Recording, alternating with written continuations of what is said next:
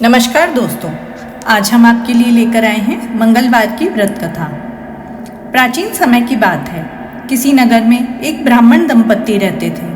उनके कोई संतान न होने के कारण वे बहुत दुखी थे। हर मंगलवार ब्राह्मण वन में हनुमान जी की पूजा करने के लिए जाता था। वह पूजा करके एक पुत्र की कामना करता था।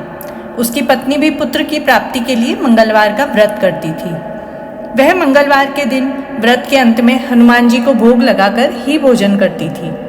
एक बार व्रत के दिन ब्राह्मणी ने भोजन नहीं बनाया और न ही हनुमान जी को भोग लगा सकी।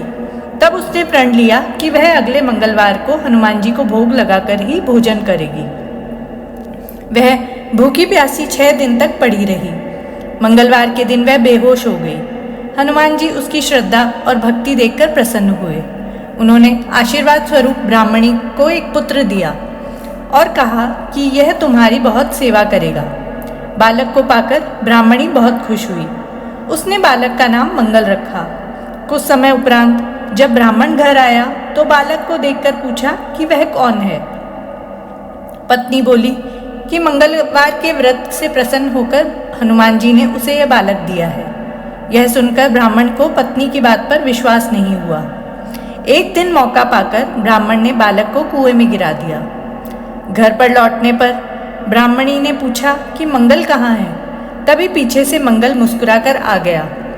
उसे वापस देखकर ब्राह्मण चौंक गया।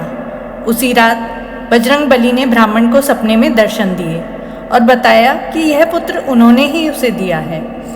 यह सच जानकर ब्राह्मण ने बहुत खुश हुआ, जिसके बाद से ब्राह्मण दंपत्ति नियमित रूप से मंगलवार का व्रत रखने लगे और मंगलवार का व्रत रखने वाला हर मनुष्य पर हनुमान जी की अपार कृपा होती है।